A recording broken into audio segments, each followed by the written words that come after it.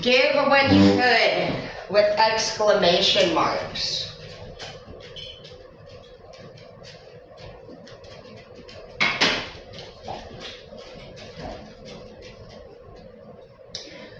And empty-handed in the reverse. So this person's a fucking liar. They're a liar. They could have done more. They have a dark energy. You guys could be twin flames. And now you're gonna go for everything that they said that you couldn't have, and you're gonna fucking kill it, dude. Facts, just like what I'm doing in the morning. It's hard to do things by yourself, but it's also hard to do things with other people because you just never know when they're going to change their mind. You're starting to want to settle down, like for real, for real.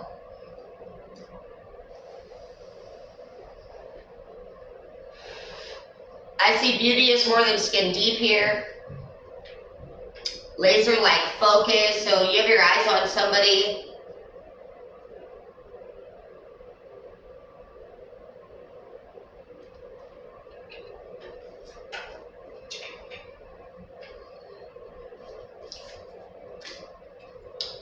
So some of you guys could have gotten caught using.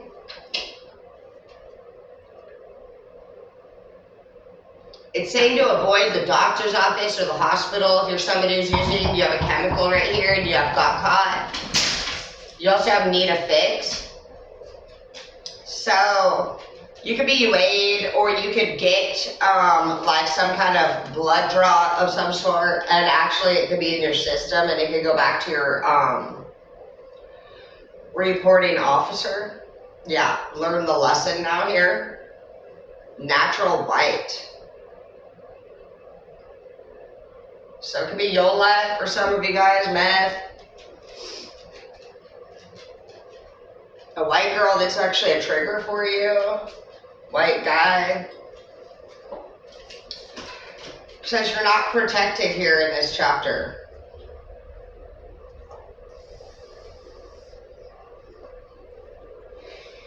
Says we're going to have to learn the lesson. Some of you guys wanted to be like a savior to somebody, but it was impossible to do that. And all that you did was not finish what you start. You had other things going before you got back invested in this person. You had some projects going, you were building something. Basically, the read's saying that you're going to have to learn a lesson the hard way. You may have to lose something, or already did lose something very important to you.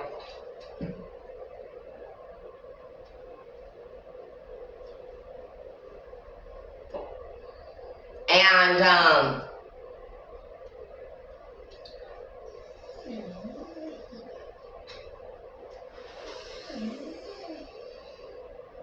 things are just unpredictable in your life right now because part of the unpredictableness is that you are actually going to have to suffer some consequences for your actions, for not following through with your previous projects and getting back on with this girl or guy.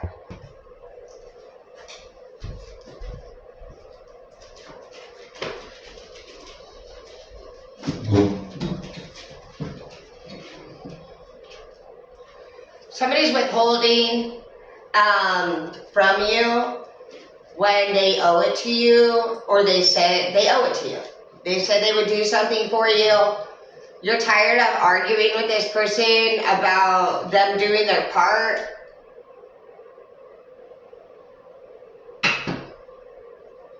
They're not good for you in the reverse. They could be making up excuses, just bullshit ass reasons why the fuck they don't. No, I'm not opening the door, it's cold. Go lay down. Why they don't contribute, why they couldn't keep their promises.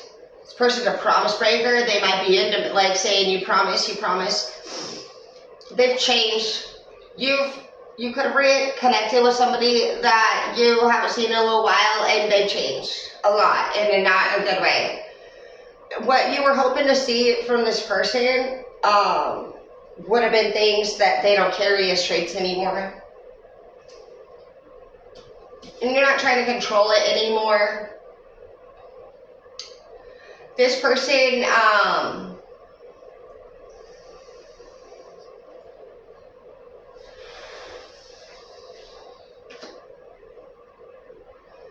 this person could just be hanging around people that are not good for them.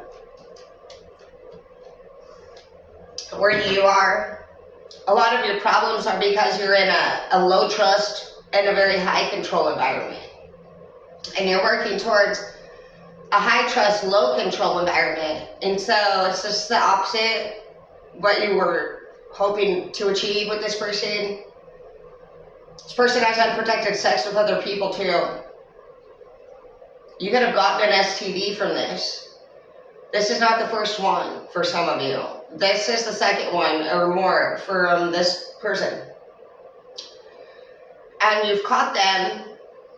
It says that a chemical substance basically lowers your vibration to either seek out familiarity of the past, which is something that you used to do, because you could be somebody in recovery.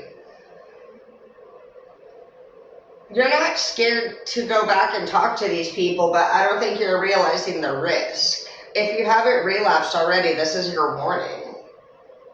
Like, it's going to be bad for you. You have a really good leader in your life right now. You have been being really hard on yourself, but with all of this stuff on the cards here, I'd say a lot of that being hard on yourself, honey, has to do with you wanting an excuse to go be bad to yourself.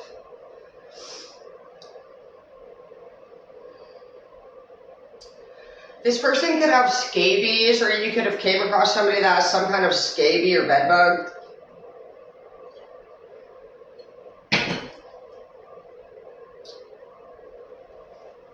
Now I'm getting all itchy and shit. Because I just see insecticides, I see lice, I see crabs in the reverse, but being straight, you never know. You could feel itchy. Don't panic for all of you, because with the season change, the weather getting real crispy in the air, it just is a really harsh transition on the skin. And so if your scalp and everything is just like flaking off, you need moisturizing shampoo, or you just need a thicker, heavier duty moisturizer. You don't need medicine like dandruff shampoo. Dandruff is for fungal. And when you see those little tiny little white little flakies, that's usually a moisture issue because of the transition in weather. If you don't get moisturizer and you just get more like a dandruff shampoo, it'll make it worse, because fungal is a wet, dark, moldy substance basically on your scalp that's caused from too much moisture. And so the goal of the dandruff shampoo would be to dry that moisture out. So if you're already suffering from dry scalp, you don't want to go and add something that's going to dry it out even more and target a fungal infection that you don't have. That will get down deep into like the root of the hair follicle, and it could even potentially cause hair loss. Some of you guys are struggling with hair loss right now, and it's because you are in a high stress environment. And a lot of that stress can be adjusted when it comes to your sight, your knowledge. You are very smart. Somebody that you work for doesn't say things like good job. They could actually criticize you all the time. You're so cute. I love you. You love mama. You love mama. You do? I love you too, baby. Do you cuddle with me? Want to take a bath? Oh, fuck yeah.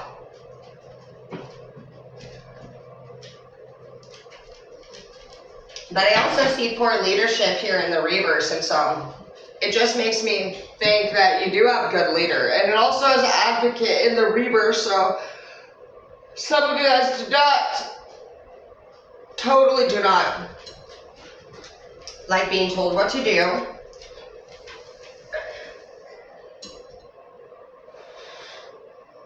It says you need to boldly follow your heart and blaze your own trail and get rid of this controlling person, but it does say controlling in the reverse, and so there's a blend here of somebody who's very passionate.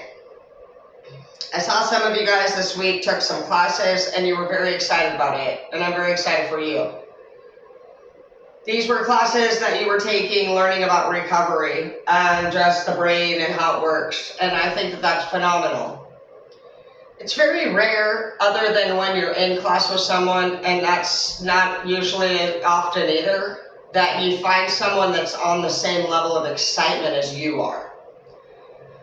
So I almost feel like this week there's been some energy of people getting out of these classes and wanting to share this information with somebody that mattered to them for many years. That person's doing worse now than they were when you left them last. And they're angry about their losses. You're one of them. And so when you come at them, basically talking to them about all this change, it just scares them. It scares their demons. It puts this pressure on this person, which causes them to become defensive, and even for some of you guys, lower your vibrational intentionally. They have a lot of work to do just like you did. Whether it's prison time, pay fines, be honest, say sorry. The journey to recovery of self is a very long process. It's a dedicated process. It's a vulnerable process. And you know what it's taken you. You know how many years it's taken you. And it was just one of those things that you just grow into or you don't. A lot of times people in denial and their inability to tell the truth just keeps them underneath that big rock of lies. People that are ashamed or worried about what other people are going to say, or that dread doing the work, stay stuck in the middle of life's forest. And you can just think of it, every time we did something we weren't supposed to do, we took a step deeper into that forest. And some people just end up on their own dark spot in this forest, and it's scary. It's scary, and we have these breakdowns, and every sight that we see from that point on in the dark forest looks like a bear coming at you. And you just run, or you stay where you are. You build this fort in your dark forest of a life. And you have to get to this point where you feel like this is your space. This is my part of the forest, bro.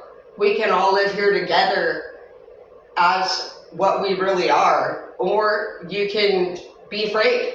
You could die out there. We all are somewhere out in this forest. And whether or not you have a village that you've created and people respect your village, or you're a loner out there living in a very famine place in your life, it just varies year to year. And that's where it is saying, like, who didn't offer this hand to somebody? Some of you guys walk by people in your forest and you're offering hands to the wrong people. It's like you're putting your hand out there for a fucking wolf to bite at you. You need to know that there are people out there that would take that food you offer, and sometimes you need to eat that food you offer. This is going to be a scary journey for some of you. You have the risk of relapsing here on both a lover and a drug. You have a weakness when it comes to getting bare minimal knowledge and then wanting to share it at the maximum extent with other people, leaving you exhausted. Because nobody receives what you haven't finished learning. There's more to learn. And this is part of it. That they're going to learn that shit on their own way. God didn't put you through these classes or these experiences for you to come back out and teach the people that fucked you over how to get through it. More than likely, you'll teach people you never met before. Be aware of your surroundings, as in, who the fuck from your past is in it now?